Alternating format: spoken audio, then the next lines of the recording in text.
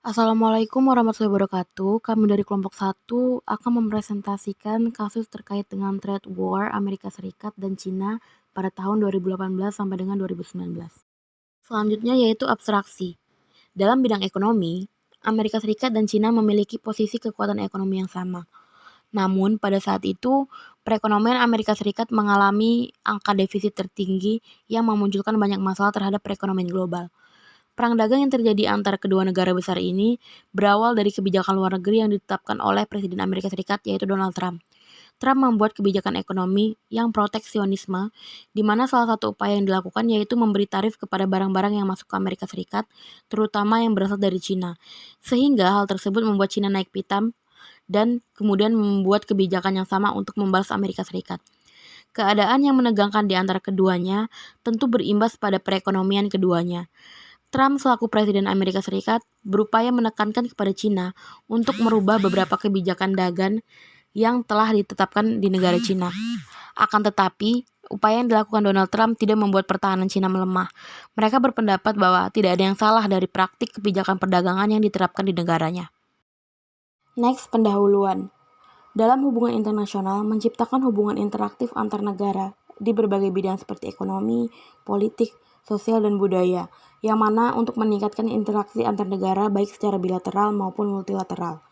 Setiap negara menjalin hubungan kerjasama untuk mewujudkan kepentingan nasionalnya.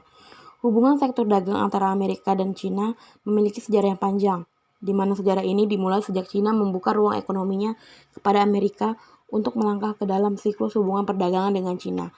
Hubungan keduanya kerap kali melakukan kunjungan menjalin hubungan, yang mana kunjungan ini memiliki tujuan untuk mengembangkan kepentingan dari negara masing-masing keduanya, baik untuk kepentingan politik, ekonomi, ataupun sosial. Dari sudut pandang lain, Amerika Serikat dan Cina juga bergabung dengan organisasi internasional yang sama agar hubungan kerjasama keduanya semakin berkembang serta saling keterikatan dan ketergantungan satu sama lain. Oke, selanjutnya akan dilanjutkan oleh rekan saya. Dalam menganalisa perang dagang Amerika Serikat dan Cina, kami menggunakan 3 teori. Teori yang pertama yaitu perdagangan nasionalis, yang kedua teori dual ekonomi, dan terakhir teori interdependensi negara. Dan teori yang paling relevan dengan kasus kami yaitu teori perdagangan atau yang dikenal dengan teori merkantilisme.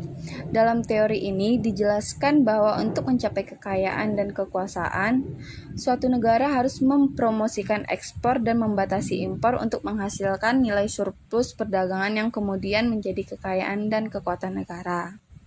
Untuk itu, pemerintah terlebih dahulu harus mempromosikan industrinya dengan mengimpor bahan baku murah sambil menerapkan kewajiban protektif atas barang-barang manufaktur impor.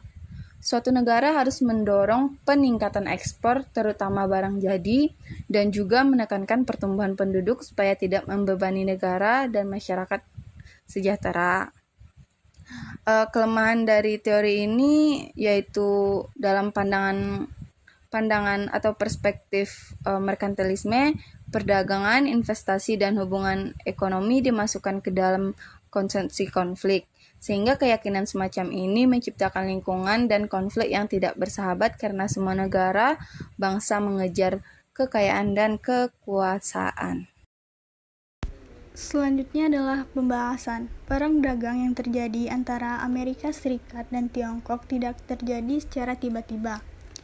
Namun, perang dagang ini telah terjadi semenjak tahun 2016. Peristiwa perang dagang Amerika dan Tiongkok pada tahun 2018 terjadi pada tanggal 17 Januari 2018, di mana saat itu Donald Trump yang menjabat sebagai Presiden Amerika Serikat mengatakan dalam sebuah wawancara dengan Reuters bahwa ia mengancam Tiongkok akan memberikan denda karena adanya sebuah dugaan pencurian hak atas kekayaan intelektual. Namun, pada saat itu Donald Trump tidak memberikan pernyataan secara rinci. Pada tanggal 4 Februari 2018, Tiongkok kembali melakukan tindakan atas Amerika Serikat. Ia melakukan inisiasi investigasi dan menerapkan langkah-langkah anti-subsidi terhadap produk sorghum asal Amerika Serikat, dan Tiongkok juga memberikan ancaman biaya sebesar 1,1 miliar US dollar terhadap barang impor Amerika Serikat. Pada tanggal 8 Maret 2018, Amerika Serikat kembali membebankan tarif impor, di mana Amerika Serikat memberikan 25% tarif pada produk baja dan memberikan tarif sebesar 10% untuk produk aluminium yang berasal dari semua negara. Peristiwa sengketa dagang yang dilakukan Amerika Serikat dan Tiongkok paling padat pada bulan April 2018. Terjadinya kejadian perang dagang antara Amerika Serikat dan Tiongkok pada bulan Mei 2018 merupakan bulan yang baik, karena dalam bulan ini adanya beberapa rangkaian pertemuan di mana membahas revolusi konflik perdagangan yang melibatkan Amerika Serikat dan Tiongkok. Hal ini juga didorong oleh pertumbuhan ekonomi Amerika Serikat yang hanya sebesar 2,5% pada tahun yang sama. Kemajuan industri Tiongkok dan kebijakan Open Trade Policy menyebabkan banyaknya barang ekspor dan produk dari Tiongkok yang masuk ke dalam wilayah Amerika Serikat. Jumlah nominal tersebut membuat Tiongkok sebagai negara pemberi defisit terbesar untuk Amerika Serikat. Salah satu yang dilakukan oleh Amerika Serikat adalah menguasai sektor perdagangan pada daerah dan kawasan yang strategis. Untuk mempertahankan status perekonomian dan pertahanan pada kawasan tersebut dan mengatasi kebijakan Chinese Dream yang ditetapkan oleh Tiongkok, Amerika Serikat mengeluarkan kebijakan Free dan Open Indo-Pasifik yang mengacu pada penguasaan sektor perekonomian dan stabilitas keamanan militer pada kawasan Indo-Pasifik dan juga kawasan Laut Cina Selatan. Pada tahun 2018, Amerika Serikat di bawah pimpinan Presiden Donald Trump memiliki visi dan misi We Make America Great Again. Pada 5 September 2019, Amerika dan Tiongkok memulai rangkaian untuk menyelesaikan masalah perdagangan dan sepakat untuk melakukan pembicaraan di Washington DC pada awal Oktober. Hasil dari pembicaraan kedua negara muncul pada tanggal 11 September, yaitu dibebaskannya tarif impor 16 jenis produk asal Amerika oleh Tiongkok selama 1 tahun.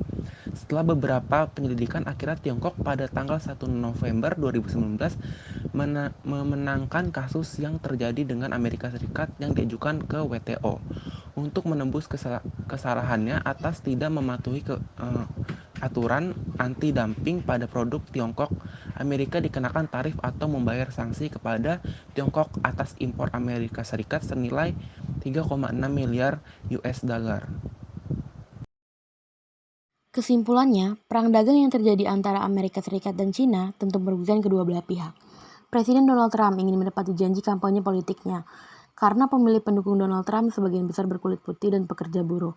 Selain itu, Donald Trump ingin melindungi industri nasional di mana orang berkulit putih dan pekerja buruh merasa terbantu dengan kebijakan ini. Dari analisis ini dapat diketahui bahwa perang dagang yang terjadi antara Amerika Serikat dan Cina sebenarnya tidak semata-mata didasarkan pada kepentingan ekonomi, tetapi itu juga pada kepentingan politik Trump saat mencalonkan diri sebagai Presiden Amerika Serikat. Selama kampanye, Trump meneriaki slogan Make America Great Again.